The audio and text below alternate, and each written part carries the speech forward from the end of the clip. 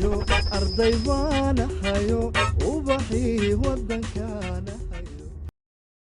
salaam asxaabta ku soo dhawaada muuqaalkii labaad ee casharada taxanaha ahaa oo aan ku baranaynay SPSS. muuqaalkan maanta labaad waxyaabaha aan ku baran doono waxa waaye 3 arrimood. waxaan rabnaa SPSS-ka intaadan bilaabin ka hor data entry iyo analysis intaadan gelin ka hor waxaan bilaabaynaa codebook inaa haysid codebook oo ah meeshii aad ka soo duuli lahayd oo aad markaad abuuraysid fileska SPSS-ka xiraad raac ku noqon lahaa.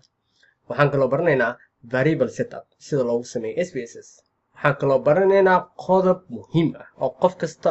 oo data analysis sameynaya muhiim ah. qodobkaas oo ah inaad fahanto noocyada datada ay yihiin iyo the level of measurement la isticmaalo. cashirkaas marka saddexdaas qayb aan ku baranaynaa. intaanan guda gelin cashirka waxaan mar kale idin xasuusinayaa inaad videoga like dhahdo, channelkan aad subscribe dhahdo si dad badan oo Soomaali ah oo waxbarashada ku midaysan ah halkan ugu aasaasno. aan bilaawno marka qaybteena ugu horeysa, creating a codebook. codebook waxaan ula jeednaa markaad questionnaire-kaada soo qabato.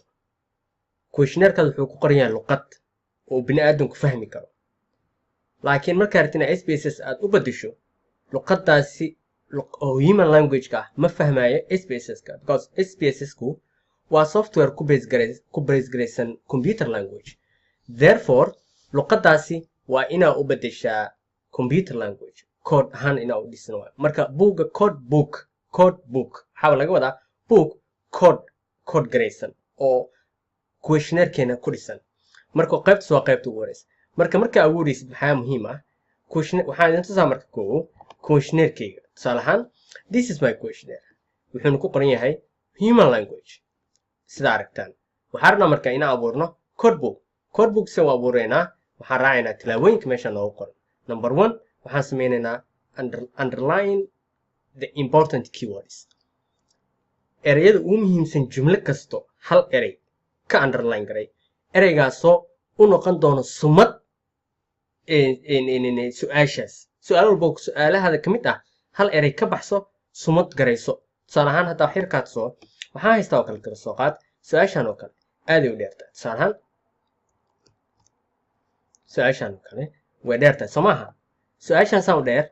luqadan saan u dheerna hadhow marka analyze garinaysid koodku wax uu kaa qaldi kara. marka hal erey oo su-aashan u taagnaan doono calaamayso. tusaale ahaan oo kale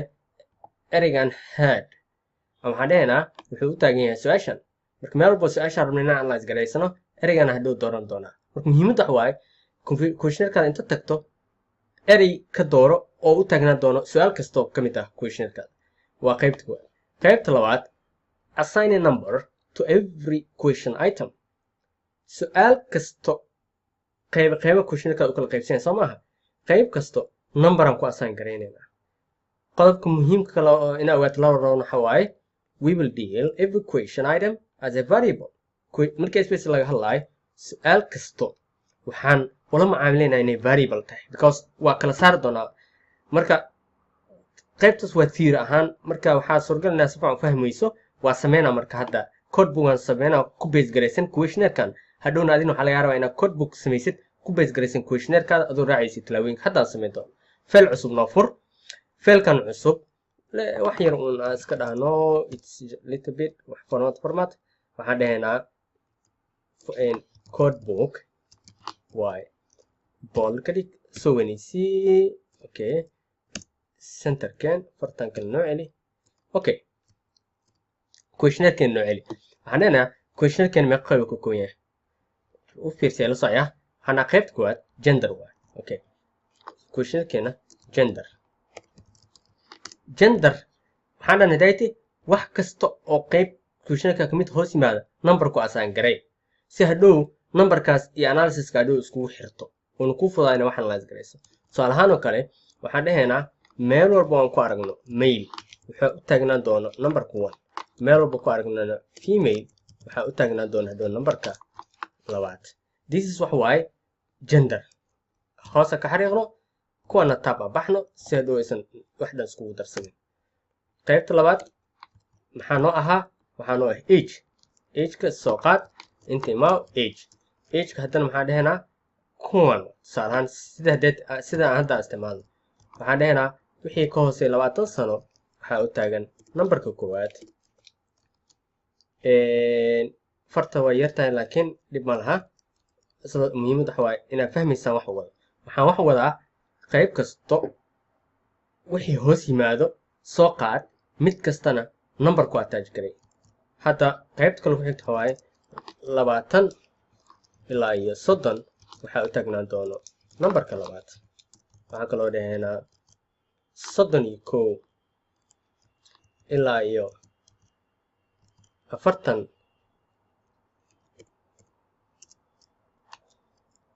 31 ilaa iyo 40 waxaa u taagnaan doono numberka saddexaad qaybta kale ku xigtana waxa waaye 41 ilaa iyo 50 waxaa u taagnaan doono numberka afraad qaybta ugu dambeysana waxaan leenahay qof kasta oo ka weyn 50 sano waxaa u taagnaan doono numberka shanaad hadda age-ka waa code garaynay marka nambaradana muhiim ah inaad hadhow hilmaamin nambaradan hadda waa qaadi doonaa SPSS aan geyn doonaa marka sida loo geynayna waa arki doonaa kaliya hadda waxaa xasuusnataa qaabkan hadda waxa wadno inay yihiin qaabkan this is waxa la dhahaa codebook aan sameynoona hadda saasaan ku wadeynaa marka ilaf socya saasaan ku wadeynaa qayb kasto markaan soo dhameeyo aan ku soo noqonaa si aan iskula wadno marka waa kana waa soo dhameeyay waan soo qurxiyay formatka waxaan kasoo bedelay markaas oo habaysan waa kana meeshan waxaan ku sharxaynaa marka this is my codebook genderka number 1 male female wixii dhan waa kala soo habeeyay waxaan ka wadaa muhiimadda qayb kasta number u taagan markuu sidan igu dhamaado oo qayb kasta questionkii kamid ah aan saan kala qaybiyo number aan ku attach gareeyo waxaan dhameeyay codebook waxaan marka hadda gudbaa SPSS ku aan waxaan rabaa inaan qayb codebookan inaan geeyo SPSS marka soo bilaaw hadda kugu jiro hadduusan kugu jirin see loo helaa software videon kale ka dubnay videogaas daawo hadda marka waxaan rabnaa wax yar intaan aan galin inaan kala fahano waxaan kala fahmayna waxa waaye qaybtan hoose markuu SPSS saan kugu soo kaco SPSS wuxuu ka kooban yahay muhiimadda laba qayb waaye laba qayb waxaa koow data view iyo waxaa ka lahaa variable view data view maxaa la data view waxaa lahaa meesha aad gelinaysid jawaabaha ay dadku ku soo siiyaan meesha ku xaray leedahay waxa loo yaqaanaa data view variable view waxa waaye meesha aad ugu sheegaysa SPSS waxaan aad gelinayso waxay yihiin ilaan dadaa jawaabahooda aa meeshaan gelin rabtaa soo maaha waxaana meesha gelin rabta maxay yihiin SPSS-ka marka qaybtan SPSS-kan wax ku baraynaa waxaan soo wadna waxay yihiin qaybtanna jawaabihii dadkana soo siiyaan aan ku gelinaynaa marka ugu horeyso SPSS aad samaynaysid waxa ugu horeeya aad wax ka qaban doontid waa variable view marka SPSS-ka bartid waxa aad soo wadid waxay kala yihiin markaasaad data geli kartaa marka hadda variable view aan ku hormaraynaa kadib dadka jawaabahooda waa data view waxaa noo dambeeyo hadda kaliya variable view marka maxaa lahaa waa qaybta SPSS-ka aan ku barayno waxa aan soo wadno oon gelgelin doono waxa ay u taagan yihiin marka codebookaada furo codebookaada adoo haysatid waxaan dhisaynaa variable view qaybtiisa maxaa noogu horeeyo genderka inta tag marka SPSS-ka waxaa noogu horeeyo gender meeshaan ku qor gender meeshaan marka muhiim maxaa ah waxyaaba rules jira anaga marka theory-gan iyo waxaan xoog masaareen waxaa kamid ah number ha ku bilaabay marka meeshaan magac qoraysid variable-ka magaca u bixin doontid yuusan ku bilaabanin number variable view-ga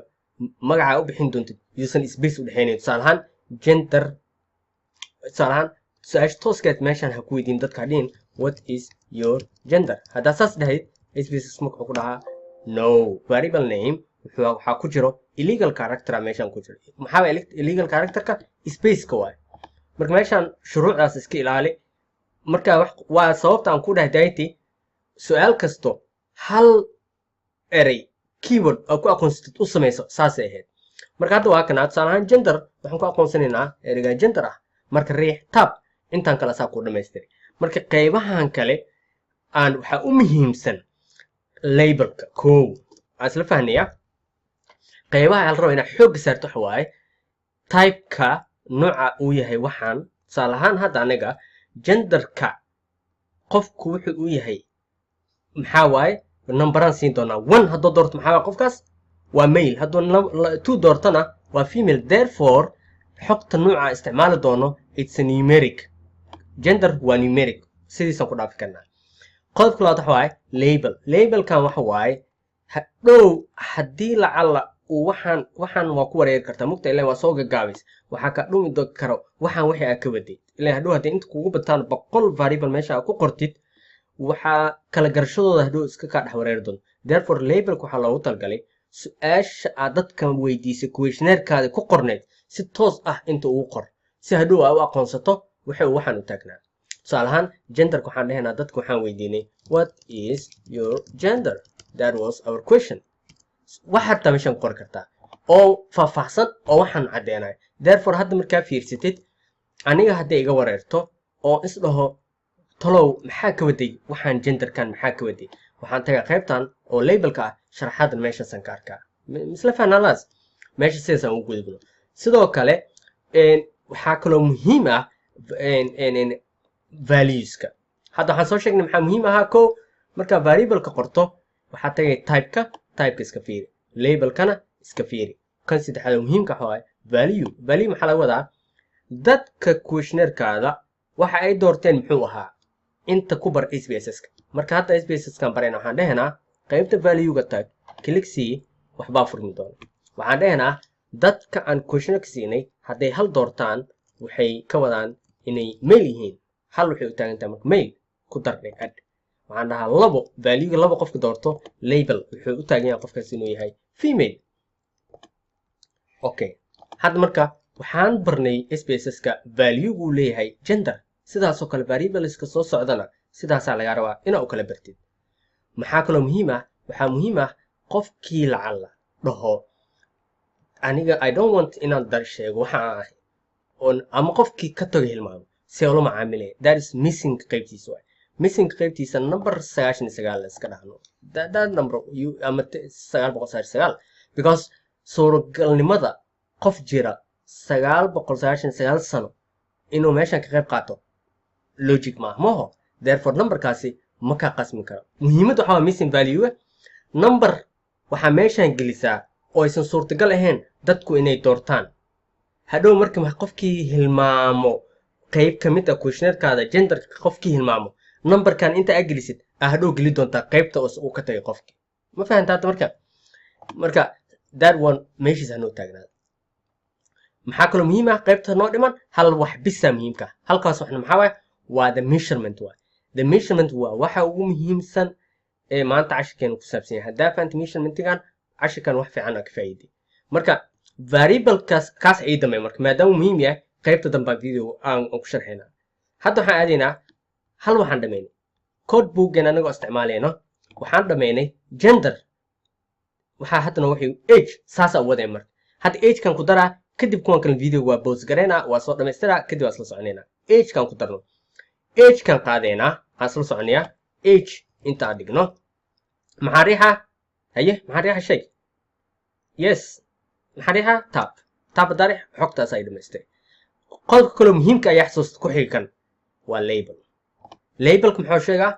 su-aasha dadka meeshan ku weydiisay iyadoo faahfaahsan meeshan ku qor sababta waxa meeshan aan ku qortay qaybtan hadda geeska waa age ma faahfaahsano waa dadku ma fahmi karaan macnaha adiga ma fahmi kartid hadhow hadday kaa dhunta inaad soo xasuustid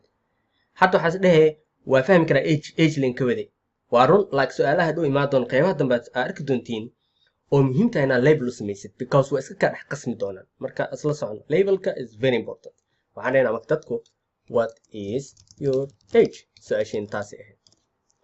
haye maxaa kaloo ku xigo yaa kan sheegi karo valuega marka waxaan u naqanaynaa code booken that is why code book muhiim yahay waxaan haysanaa 5 value 5ta value waa inaan gelinaa qaybta valuega tag nanka tag 1 maxay u taagan tahay 1 waxay u taagan tahay qof kasta oo ka yar 20 sano okay waxaan dhahaynaa is okay labo waxay u taagan tahay qofkii jiro 20 sano ilaa iyo 30 sano ku dar qofkii saddex maxaan dhahaynaa waa qofkii jiro 31 sano ilaa iyo 40 sano ku dar qofkii jiro 41 sano afraad qof number afraad doorto micnihiisu waxa wuxuu jira 41 sano ilaa iyo qofkaas wuxuu jiraa 50 sano ku dar qofka ugu dambeeyana waa 5 qolada 5 jirto micnaheedu waxa waaye above 50 years old dadka jira waa hadda ma dhameeyni ha hadda u fiirsatid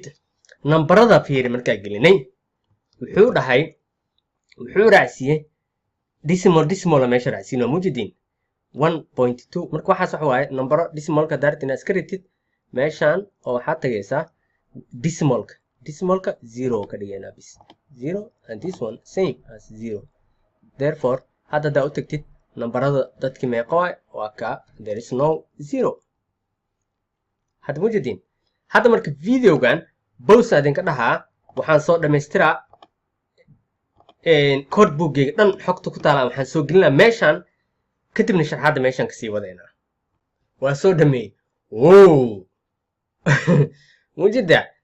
this is the data waxay raadin tusa marka labelska adin tusaa labelska waa kuwan labelska maxaan dhanaa daxsistid waa the full sentence questionnaire-kaad ku qorneed oo meeshan toos ugu qoraysid si aad hadhow ugu soo xasuustid waxaana ka soo gaabis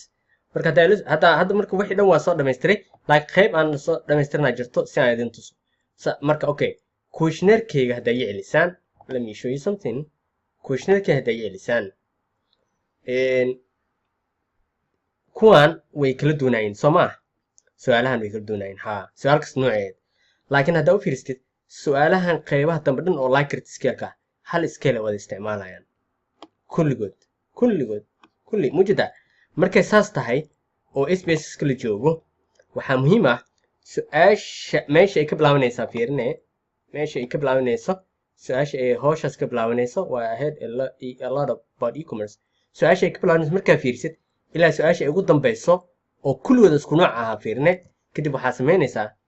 SPSS-ka halka ugu horeeya dhegeysiya halka ugu horeeya aan waxaan set up garaynaa value-gooda kuwa ka dambeeya dhan qorow iyo waqti dambe iga qaadanayn waa ku kobiyana pastian ku dhahaa tusaale ahaan kan ugu horeeyo oo likert scale-ka ah haddaa inta fiirstid waa kana waxaan dhahaynay 1 waxay u taagan tahay strongly disagree 2 waxay u taagan tahay disagree 3 waxay u taagan tahay neutral 4 waxay u taagan tahay agree 5 waxay u taagan tahay strongly agree okay markaasaas dhammaynay oo okay dhahnay kaasaan click siinayna halmar tusaale ahaan kana okay u noqo click sii control C leh kadib kan ku xigo eberka ah oo u rabtidna saas asina noqdo inta markale qori lahayd hal mar wada aad kulligooda kadib waxaa dhahdaa control V mujida now everything has the same scale waa dhammaynay meeshaas waxaa nooga dhammaaday sida loo set up garay variableska adoo isticmaalis SPSS-ka hadda wuxuu diyaar u yahay SPSS-keena in aan toos u gelino su-aalaha dadka ay ka soo jawaabaan laakiin intaan taas bilaabin ka hor waxaa muhiim ah inaan la fahmo oo daxsiin hal qaybaan ka tago oo ahayd measurementiga inta qaybtan oo measurementiga nominal maxaa waa see ku ogaanay waxaan inay nominal yihiin kale ordinal see ku ogaanay scale see ku ogaanay qaybtaas aan rabaa inaan sharxo okay normally statistics-ka waxaan kusoo baranay datada waxaa loo kala qaybiyaa 4 nominal oo midda the most basic ah ordinal qayb ku xigta interval iyo ratio oo ah kuwa ugu dambeeya oo waxaa lahaa the most precise levels of measurement meesha waxaa marka kala fahmaynaa waa maxay nominal waa maxay ordinal si kala ogaanay okay qodobka hore nominal waxaa lahaa xog kasta oo loo keedin karo word ahaan erey ahaan maxaa tahay dumar rag fiiriya dumar rag text word ahaan oo garay karamaho marka daatada markay nominal tahay waxaa lagu fahmaa haddaan kala hormarsiiyo wax micno ma samaynayso tusaale ahaan rag iyo dumar a haystaa haddaan ragga hormarsiiyo iyo haddaan dumar hormarsiiyo wax micno may samaynaya maya daatada haddaa kala hormarsiisa haddaysan micno samaynaynin waxaa loo yaqaanaa nominal data aan markale ku celiyo daatada haddaa kala hormarsiiso oo aysan micno samaynaynin waxaa loo yaqaanaa nominal data number waa u bedeli kartaa oo number waa ka dhigi kartaa laakiin number ka dhigistaas wax micno kuma salaysan tusaale waxaan dhigi hadda soomaanan dhigi aniga male waxay u taagan yahay meeqo 1 female wuxuu u taagan yahay 2 therefore 1 iyo 2 ay hadda haysanaa laakiin 2da micnaheed maxaa ma aha maadaama female ay tahay femaleku waa laba laab ragga ma aha micnaheeda male-kuna waa hal ee micnaheed ma aha waa halfka ragga haddaa kala hormarsiina lacag siyaasas ma aha therefore male aan hormarsiin karaa oo 1 sii karaa female-kan waxaan siin karaa 2 1 male-kan waxaan siin karaa 2 marka data haddaa marba kala hormarsiisa ku baashaashid oo wax micno samaynaynin waxaa loo yaqaanaa nominal data markaad summarize garaynaysid datada noocaas ah kaliya waxaad samayn kartaa meeshan fiiri frequency or percentage weligaa lahaa data nominal ah ma soo saari kartid mean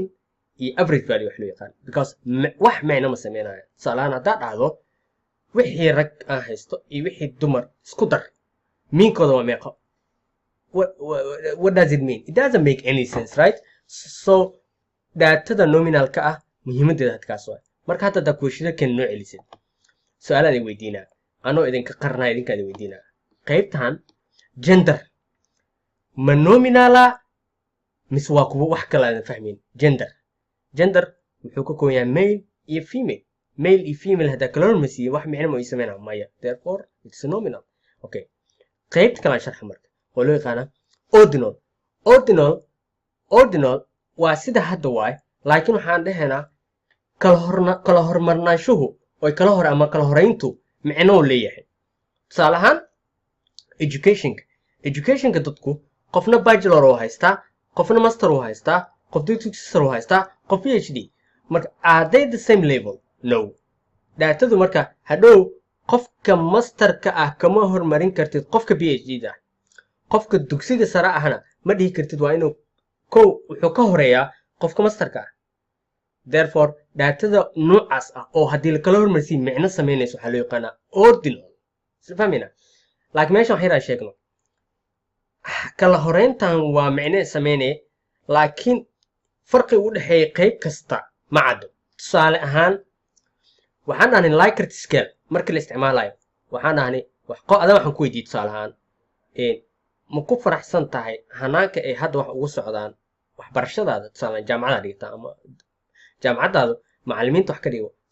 ma ku qanacsan tahay 1 ka bilaabo 2 3 4 5 gay tusaale ahaan 1 wuxuu taagan yahay ma gabi ahaan kuma qanacsan 2 waa dhaliilsanahay 3 dhexdhexaadan ka ahay 4 waa ku qanacsanahay 5 waa la dhacsanahay cajiib markay saas tahay kala hornaanshahaas micnuu sameynaa maho daatada noocaas maadaama micno ay samaynaysa kala horeyntaas waa ordinal laakiin hal oo hay qofkii dhahay kuma qanacsani iyo gabi ahaanba iyo qofkii dhahay 2 oo micnaheedu ahaa wax yar kuma qanacsani hawshu si u socoto farqi u dhaxeeya lama fahmi karo labadan farqi u dhaxeeya 1 iyo 2 iyo 4 iyo 5 farqi u dhaxeeya difference ah lama fahmi karo marka difference-ahaasan la fahmi karin laakiin micnaheedu waxa waaye data hadday marba kala hormarsiisid hadday micno samaynayso waxaa loo yaqaanaa ordinal data datadan sidoo kale iyadana markaa analyze garaynaysid frequency waa soo saari kartaa percentage waa soo saari kartaa laakiin team waxaa jira dhahayaan sidoo kale tanna mean lama soo saari karo laakiin waxaa caan ah oo laisla ogol yahay research markii laga hadlayo mean waa usoo saari kartaa ordinal data marka hadda isla fahanay marka data haddii la kala hormariyo micnaha hadday samaynayso waa ordinal haddii aan la kala hormarin oo micno aysan samaynayninna waa tii hadday aan sheegay waa nominal qaybta u dambaysa interval ratio fiiriya interval ratio waa numberkaasuna wuxuu noqon karaa discrete number toos ah oo jajab lahayn 1 2 3 4 number toos oo wax jajab ku jira ama wuxuu noqon karaa continuous number fraction wato oo tusaalahaan culeyskaada waa imis culeyskaada wuxuu noqon karaa 60 ama 65 ama 70 ama 80 kiilo iyo wax la jiro marka waxaas pointiska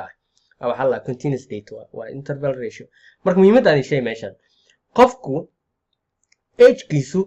waa number sax waay laakiin waxa intervalna wuu noqdaa nominal hadayta aan dhahnin wuu noqdaa hadayta maxaan dhahni age qofku wuxuu noqdaa inta daa fiirsin age wuxuu noqdaa ordinal because qof kala horeyn datada 5 sano qof jira qof 10 sano micnoo sameeyna ma kala weynashaas laakiin haddana marna wuxuu noqdaa interval say ku ogaanayeen marka uu interval yahay iyo marka uu yahay ordinal waxay ku xiran tahay question qofka u dhiibtay haddii aad tiri da'daada toos u geli mahalaha aad jirta meesha numberka uu ku qorayo qofka waxaa dhahaynaa markaasi waa interval waa ratio number laakiin haddaad tiri qofkan meelahan ka door tusaalahaan 20 sano ilaa 30 sano haddaad jirto door number 2 sida hadda anaga isticmaalnay tusaalahaan inta soo meesha anaga sooma dhihin age-geenu waa kan sooma dhihin 20 sano haddaad ka tahay inta dooro hadda 20 iyo 30 u dhexaysa inta dooro marka meesha ay tahay qofku number inuu qoro maadan ogolaan sooma waxaa optionasis markay saas tahay waa ordinal marka hadda isku soo gabagabay daatada variable-ka markaa gelinaysid meeshaan qaybtan oo ah measurement-iga dingeeyo qaybtan measurement-iga yes qaybtan measurement-iga inay nominal tahay iyo inay ordinal tahay maxaa ku ogaanay hadda waa sharxnay maxaa dhahnay waxay ku xiran tahay variable-ka aad cabiraysid daatadiisa ma la kor horma waa kana gender hadda marka waa isla weydiinaya genderka ma nominal mise ordinal haye inaa kala hormariyo micno ma sameynaa male female maya hadduusan sameynin nominal waa age-ku micno ma sameynaa haa haddaye maxaa marka ordinal education-ka aad dadka darajada ay dhameeyeen kala hormarintooda micno ma sameynaa haa therefore it's ordinal current position micnaha hadda inaa arday tahay inaa macalin tahay micno ma ku sameynaa haa sidoo kale waa ordinal